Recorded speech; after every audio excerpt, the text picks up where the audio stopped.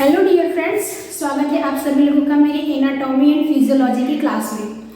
आज हम इस क्लास में सेल की एनाटॉमी एंड फिजियोलॉजी के बारे में पढ़ेंगे। आप चाहे स्कूल स्टूडेंट हो, चाहे मेडिकल स्टूडेंट हो या किसी कॉम्पिटिटिव एग्जाम की तैयारी कर रहे हो, ये चैप्टर सभी के लिए इम्पॉर्टेंट है।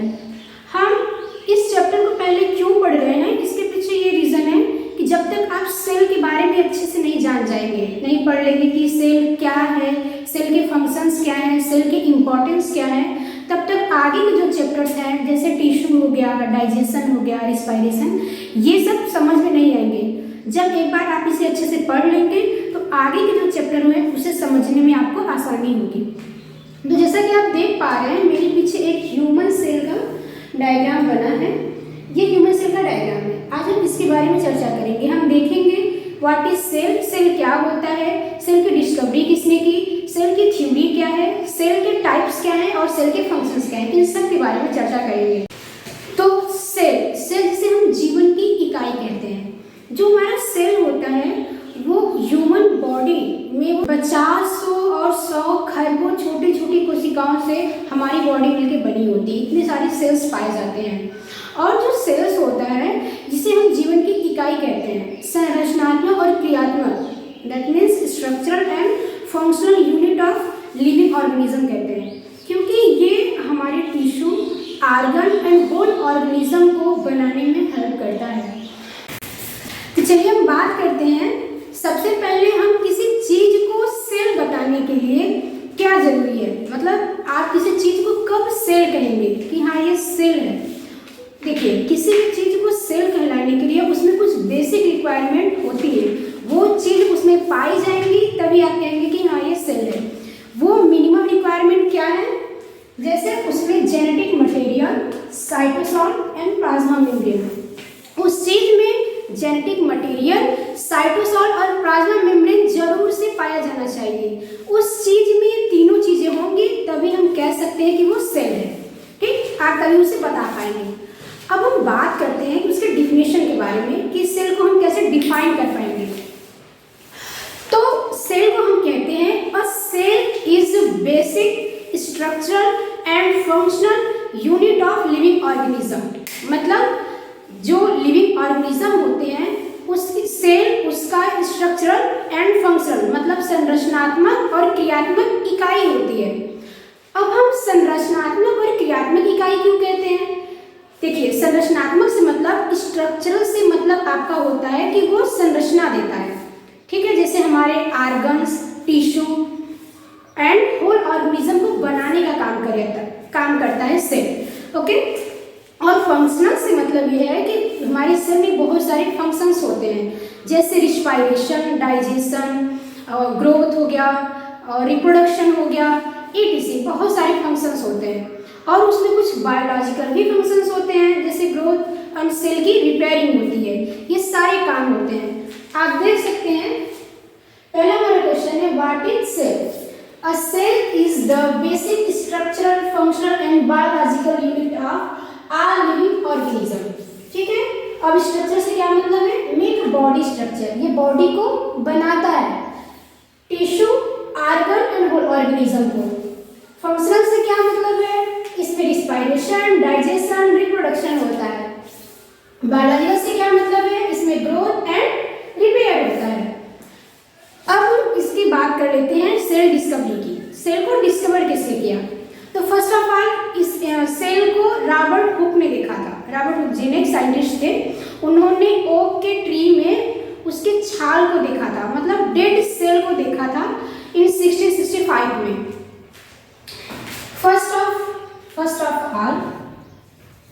First of all discovered by Robert Hooke in 1665, called that is कह सकते हैं डेड सेल में, और उन्हें टर्म दिया था सेलुला। उन्हें जब उन्होंने देखा डेड सेल में तो उन्हें दिखाई दिया कॉम्ब लाइक स्ट्रक्चर, मतलब मधुमक्खी के छत्ते के आकार के डब्बे दिखाई दिए, तो उन्होंने उन्हें क्या नाम दे दिया, सेलुला। बट लिविंग सेल को, जब जीवित सेल को, कोशिका को किसने देखा था, एंटोनी वान लीवेनहॉक ने देखा था सबसे पहले। तो आप इसे याद रखेंगे कि सबसे पहले डेड सेल को किसने देखा, रॉबर्ट हुक जी ने देखा था, और लिविंग सेल को किसने देखा? एंटोनियो ल्यूवियल हॉक ने। ठीक है, अब हम आगे बात कर लेते हैं इसके थ्योरी के बारे में। सेल के बारे में बहुत से साइंटिस्ट आए और उन्होंने कुछ थ्योरी दी थी। ठीक है, जैसे सबसे पहले दो साइंटिस्ट थे, स्लाइडेन एंड स्वान। जो स्लाइडेन थे वो बॉटनिस्ट थे और जो स्वान जी थे वो जूलॉजिस्ट थे। जो स्लाइडेन थे मतलब बॉटनिस्ट थे, उन्होंने केवल प्लांट पे वर्क किया, प्लांट को देखा, ऑब्जर्व किया। उन्होंने कहा कि जो प्लांट होते हैं वो सेल के बने होते हैं, उन्होंने ये कहा। और जो स्वान जी थे, जूलॉजिस्ट थे, उन्होंने plant as well as animals दोनों पे वर्क किए, दोनों को ऑब्जर्व किए और उन्होंने बताया कि ये दोनों जो एनिमल्स होते हैं एंड जो प्लांट्स होते हैं दोनों सेल के बने होते हैं, उन्होंने ये बताया।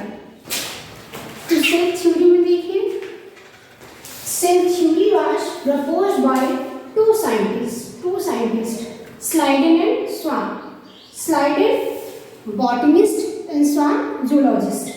ही observe plant are composed of cell. जो स्लाइडेन थे उन्होंने कहा कि जो प्लांट होते हैं वो सेल्स के बने होते हैं, और जो स्वान थे उन्होंने दोनों पे वर्क किया, एनिमल पे और प्लांट्स पे, दोनों पे। इन्होंने कहा plants as well as animals both are composed of various type of cell। इन्होंने कहा कि plants as well as animals दोनों जो होते हैं various type of cell के बने होते हैं। बाद में रुडोल्फ वर्चो आए, इन्होंने कुछ थोड़ा सा मॉडिफाइड किया और इन्होंने कहा कि जो न्यू सेल्स बनते हैं वो पुराने सेल से बनते हैं, जो नए सेल्स होते हैं वो प्री एग्जिस्टिंग सेल से बनते हैं। उन्होंने कहा new cells arises from pre existing cell, और उन्होंने एक नाम दिया ओमनी सेलुला ई सेलुला। इसे याद रखिएगा, ये कुछ इंपॉर्टेंट, ये एग्जाम में पूछा जा सकता है कि सेल को मॉडिफाइड किस साइंटिस्ट ने किया था, तो याद रखिएगा रुडोल्फ वर्चो ने। उन्होंने एक नाम दिया था सेलुला, ओमनी सेलुला ई सेलुला। इसका मतलब होता है new cells arise from pre existing cell. तो हम देख लेते हैं सेल थ्योरी क्या क्या था। Are living organism made up of cells. सारे जो लिविंग ऑर्गेनिज्म होते हैं वो सेल्स के बने होते हैं। Cells is the basic unit of life. जीवन की cell is the basic unit of life, मतलब जीवन की छोटी इकाई क्या होती है? सेल होती है। Are cells arise from pre existing cell. जो सभी न्यू सेल्स होते हैं वो प्री एग्जिस्टिंग सेल से बनते हैं। अब हम बात करते हैं टाइप ऑफ सेल। जो सेल्स होता है कितने प्रकार का होता है, तो हम यहाँ देखते हैं जो सेल्स होता है वो दो प्रकार का होता है, prokaryotic cell and eukaryotic cells. Prokaryotic cells किस कहते हैं? इसमें ट्रू न्यूक्लियस एब्सेंट होता है और इसमें जो इसके ऑर्गेनेल्स होते हैं सेल्स के वो मेम्ब्रेन बाउंडेड नहीं होते हैं। जैसे एग्जांपल में बैक्टीरिया, ब्लू ग्रीन एल्गी कह सकते हैं, होते हैं। यूकैरियोटिक सेल में आप देखेंगे इसमें ट्रू न्यूक्लियस प्रेजेंट होता है, मेम्ब्रेन बाउंड ऑर्गेनेल्स होते हैं, और इसमें आपके एग्जाम्पल रहेंगे प्लांट्स एंड एनिमल्स। ये अब हम बात कर लेते हैं जो हमारा सेल है, इसमें आप देख पा रहे हैं कि बहुत सारे छोटी छोटी सब यूनिट्स पाई जा रही हैं। ये छोटी छोटी सब यूनिट्स, इन्हें हम ऑर्गेनेल्स कहते हैं, मतलब कोशिका के अंग, इनके अपने फंक्शंस होते हैं। अब इसके बारे में हम बात करेंगे। Now we are talking about cell organelles. अब हम सेल ऑर्गेनेल्स के बारे में देखते हैं, इनके फंक्शंस के बारे में। जैसा आप देख रहे हैं ये जो बीच में पाया जा रहा है सेल के, इसे हम न्यूक्लियस कहते हैं, और न्यूक्लियस के बीच में जो पाया जा रहा है मिड भाग, इसे हम न्यूक्लियोलस कहते हैं। और इस न्यूक्लियस में जो आप इस तरह से देख रहे हैं पूरा भरा पड़ा है, इसे हम क्रोमैटिन कहते हैं। और जो हमारा पूरा सेल है, सेल की आउटर बाउंड्री जिससे बनी हुई है, इसे प्लाज्मा मेम्ब्रेन कहते हैं। और आप देख रहे हैं न्यूक्लियस के चारों तरफ इस तरह से फैला हुआ एक स्ट्रक्चर दिख रहा है, इसे हम एंडोप्लाज्मिक रेटिकुलम कहते हैं, रफ एंडोप्लाज्मिक रेटिकुलम, क्योंकि इसमें राइबोसोम्स पाए जाते हैं, इसलिए हम इसे रफ एंडोप्लाज्मिक रेटिकुलम कहते हैं। कुछ जगह पे राइबोसोम एब्सेंट है तो इसे हम स्मूथ एंडोप्लाज्मिक रेटिकुलम कहते हैं। इन दोनों के अलग अलग फंक्शंस होते हैं। फिर आप देख रहे हैं, तो राइबोसोम की बात की तो आप देख पा रहे हैं कि राइबोसोम्स यहाँ पे दिखाया गया है। ये जो न्यूक्लियस एंडोप्लाज्मिक रेटिकुलम के पास है, इसे गोल्गी बॉडी कहते हैं। ये वेसिकल में कुछ भरे आपको दिखाई दे रहे हैं, इसे हम कहते हैं लाइसोसोम। ये है पेराक्सिसोम, ये है आपको जो दिख रहा है इसे इंटरमीडिएट फिलामेंट कहते हैं। ये माइक्रोविलाई है जो सेल को सरफेस प्रोवाइड करता है, सरफेस सरफेस एरिया को बढ़ाने में और इसे सेल के स्ट्रक्चर को एक शेप भी प्रोवाइड करता है, इसे हम मैक्रोग्लाई कहते हैं। और आप यहाँ देख पा रहे हैं माइटोकॉन्ड्रिया है, ये इसे कह रहे हैं जो परपेंडिकुलर दिख रहे हैं डायग्राम में इस तरह से, इसे हम सेंट्रियोल कहते हैं। ये है साइटोप्लाज्म और ये बात हो गया। तो सबसे पहले हम सेल को 3 भागों में डिवाइड कर लेते हैं, साइटोप्लाज्म, प्लाज्मा मेम्ब्रेन एंड केंद्रक। आप देख पा रहे हैं न्यूक्लियस, इसे केंद्रक कहते हैं, और प्लाज्मा मेम्ब्रेन और साइटोप्लाज्म। जो प्लाज्मा मेम्ब्रेन है वो सेल की आउटर बाउंड्री बनाती है। ये सेलेक्टिव परमिएबल मेम्ब्रेन की तरह कार्य करता है, मतलब ये चयनात्मक पारगम्य झिल्ली की तरह काम करता है। ये चयन करता है, सेलेक्ट करता है कि सेल के अंदर क्या चीजें आएंगी और क्या चीजें जो सेल के बाहर जाएंगी, ये सेलेक्ट करता है। और जो न्यूक्लियस है आप देख पा रहे हैं सेल का बीच का भाग होता है, इसमें क्रोमैटिन हुए हैं। जो ये न्यूक्लियस होता है केंद्रक, ये कंट्रोलिंग ऑफ सेल, मतलब सेल के जो सारी एक्टिविटी होती है, क्रियाएं होती है, उस पर कंट्रोल करता है। कंट्रोलिंग सेंटर की तरह काम करता है न्यूक्लियस, सारी एक्टिविटी को कंट्रोल करने का काम करता है। और जो साइटोप्लाज्म है आप देख पा रहे हैं कि इस साइटोप्लाज्म स्पेस देता है सेल ऑर्गेनेल्स को रहने के लिए। सारे सेल ऑर्गेनेल्स इसी साइटोप्लाज्म में हैं और साइटोप्लाज्म में बहुत सारे बायोकेमिकल रिएक्शंस भी होते हैं। साइटोप्लाज्म एक सेल को फ्रेमवर्क, एक ढांचे की तरह भी काम करता है, उसमें देता है ताकि सारे सेल ऑर्गेनेल्स फिट हो सके इस सेल में, ये काम करता है। ऐसे ही हम सबके फंक्शंस देखेंगे। देखिए पहले बात करते हैं सेल वॉल की। तो जो सेल वॉल होता है वो ओनली प्लांट सेल में पाया जाता है। हम यहाँ पे ह्यूमन सेल की बात कर रहे हैं, इसलिए यहाँ पे सेल वॉल नहीं है। तो इसे याद रखेंगे कि सेल वॉल जो होता है ओनली प्लांट सेल में पाया जाता है। प्लाज्मा मेम्ब्रेन जो है वो दोनों में पाया जाता है। Plasma membrane is common. अगर आप याद करें तो हमने कहा था किसी सेल को सेल कहलाने के लिए, मतलब किसी चीज को सेल कहलाने के लिए 3 चीजें होनी जरूरी है, genetic material, cytosol and plasma membrane. तो प्लाज्मा मेम्ब्रेन तो होगा ही। प्लाज्मा मेम्ब्रेन का क्या काम है? ये सेलेक्टिव परमिएबल मेम्ब्रेन की तरह काम करता है। यह सेपरेट करता है सेल के अंदर के इन्वायरमेंट को और सेल के बाहर इन्वायरमेंट को, ये सेपरेट करता है। साइटोप्लाज्म होता है, ये जेली लाइक फ्लूइड होता है, इसमें बहुत सारे बायोकेमिकल रिएक्शंस होते हैं। न्यूक्लियस होता है कंट्रोल सेंटर की तरह काम करता है सेल के, वो सेल के सारी क्रियाएं जो अंदर हो रही हैं उस पर कहीं ना कहीं उस पर नियंत्रण करता है। इसमें डीएनए एंड जीन्स प्रेजेंट होते हैं। न्यूक्लियोलस, हम बात करें न्यूक्लियस, आप देख पा रहे हैं कि न्यूक्लियस के बीच का भाग जो हमें दिखाई दे रहा है इसे न्यूक्लियोलस कहते हैं। ये सिंथेसिस करता है राइबोसोम्स का और ये प्रोवाइड करता है साइट प्रोवाइड करता है आरएनए सिंथेसिस एंड प्रोसेसिंग के लिए। ये रेगुलेट करता है सेल साइकिल को। और हम बात करते हैं रफ एंडोप्लाज्मिक रेटिकुलम की। यहाँ पे देख पा रहे हैं रफ एंडोप्लाज्मिक रेटिकुलम की। ये प्रोटीन सिंथेसिस करता है, प्रोटीन को फोल्ड करता है और उसका मॉडिफिकेशन करता है। यार जो है स्मूथ एंडोप्लाज्मिक रेटिकुलम, ये हेल्प करता है लिपिड की सिंथेसिस में। ये कार्बोहाइड्रेट मेटाबॉलिज्म में भी भाग लेता है। कार्बोहाइड्रेट मेटाबॉलिज्म मतलब इसमें जो ग्लाइकोजन है वो ब्रेक डाउन होता है ग्लूकोज में, और ये कैल्शियम स्टोरेज करता है। जो कैल्शियम होता है वो मसल्स कॉन्ट्रैक्शन में भाग लेता है, उसमें हेल्प करता है। अब बात करते हैं गोल्जी बॉडी की। ये गोल्जी बॉडी ये क्या करता है?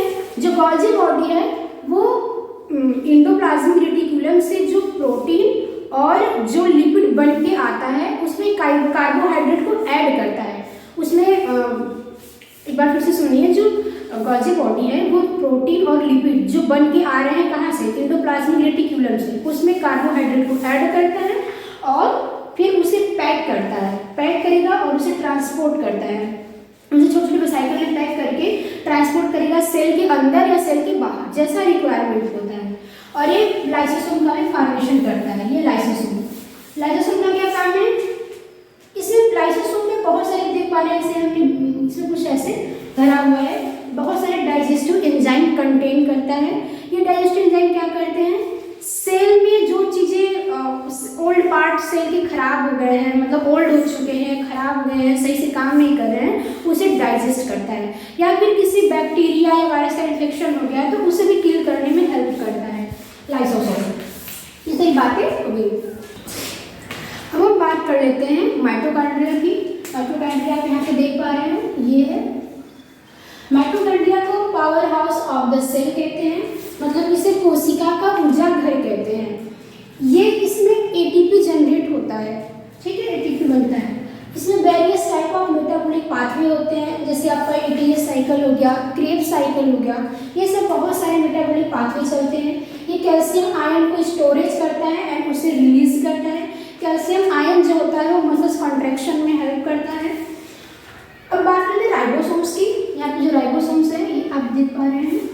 राइबोसोम्स क्या करता है, वो प्रोटीन सिंथेसिस करता है एंड प्रोटीन का ट्रांसपोर्ट करता है।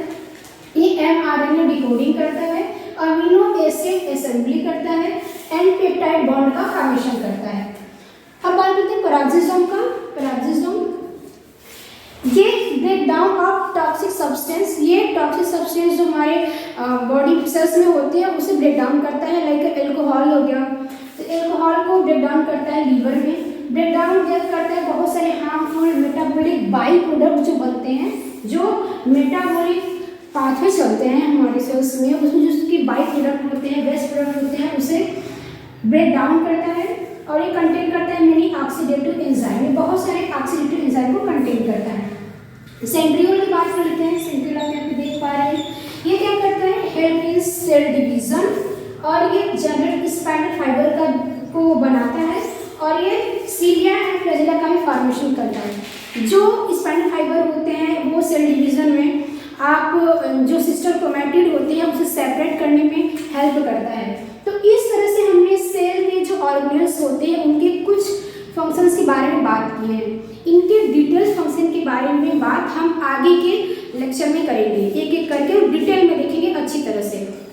तो हमने आज क्या क्या पढ़ा है, एक बार हम उसे रिवाइज कर लेते हैं। हमने सबसे पहले कहा कि जो सेल, व्हाट इज सेल, आप किसी चीज़ को सेल कब कहेंगे, आप किसी चीज़ को सेल तब कहेंगे उसमें कुछ मिनिमम रिक्वायरमेंट होती है, जैसे उसमें जेनेटिक मटेरियल होना ही चाहिए, साइटोसोल होना ही चाहिए और प्लाज्मा मेम्ब्रेन, ये तीनों चीज़ें होंगी तो आप उस चीज़ को सेल कहेंगे।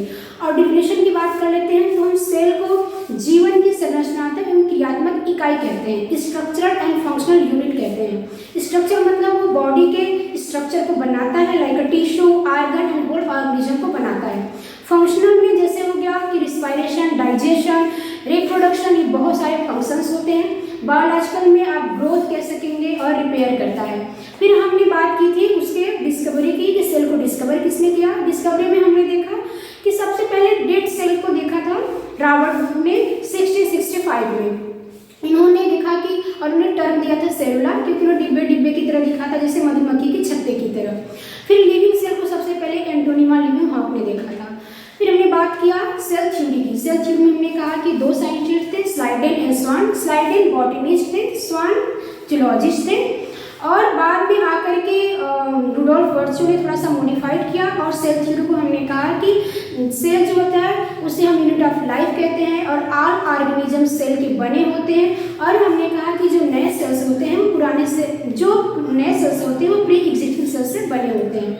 ये हो गया सेल थ्योरी के बाद में हमने चर्चा की थी आपके सेल ऑर्गेनेल्स के। सेल ऑर्गेनेल्स में हमने कहा कि हम सेल को 3 पार्ट में डिवाइड कर लेते हैं, plasma membrane, nucleus and cytoplasm. और हमने एक एक करके उनके कार्य को बताया। हमने कहा कि न्यूक्लियस सब कंट्रोलिंग सेंटर का काम करता है सेल के, जो न्यूक्लियोलस होता है राइबोसोम सिंथेसिस करता है, क्रोमैटिन जो होता है वो डीएनए की रेप्लिका में हेल्प करता है, सेल साइकिल में हेल्प करता है। प्लाज्मा मेम्ब्रेन को हमने कहा कि सेल के आउटर बाउंड्री का काम करता है और सेलेक्टिव परमीएबल मेम्ब्रेन की तरह काम करता है। एंडोप्लाज्मिक रेटिकुलम में हमने कहा कि ये जहाँ पे राइबोसोम से उसे रफ एंडोप्लाज्मिक रेटिकुलम कहते हैं और जहाँ पे राइबोसोम अब्सेंट होते हैं उसे स्मूथ एंडोप्लाज्मिक रेटिकुलम कहते हैं। रफ एंडोप्लाज्मिक रेटिकुलम का कार्य होता है प्रोटीन सिंथेसिस, उससे मॉडिफिकेशन और उसकी फोल्डिंग में। और जो स्मूथ एंडोप्लाज्मिक रेटिकुलम होता है वो लिपिड सिंथेसिस करता है और ये लिपिड सिंथेसिस में हेल्प करता है, जो स्मूथ एंडोप्लाज्मिक रेटिकुलम होता है, और ये कैल्शियम स्टोरेज में भी हेल्प करता है। फिर हमने देखा गॉल्जी बॉडी का। जो गॉल्जी बॉडी होता है वो लिपिड एंड जो आपका प्रोटीन होता है उसमें कार्बोहाइड्रेट को ऐड करता है, उसको पैकेजिंग करता है और उसे फोल्डिंग करता है, फिर उसे ट्रांसपोर्ट करता है और ये लाइसोसोम्स का फॉर्मेशन भी करता है। लाइसोसोम्स में हमने कही बहुत से डाइजेस्टिव एंजाइम को कंटेन करता है लाइसोसोम। और ये जो सेल के ओल्ड पार्ट हो गए हैं है उसे डाइजेस्ट करता है, या फिर किसी वायरस या बैक्टीरिया का इन्फेक्शन हो गया है तो उसे भी किल करता है। फिर हमने देखा राइबोसोम, जो राइबोसोम्स होते हैं अमीनो एसिड का फॉर्मेशन करते हैं, पेप्टाइड बॉन्ड बनाते हैं, अमीनो एसिड असेंबली करते हैं, एमआरएनए डिकोडिंग करता है।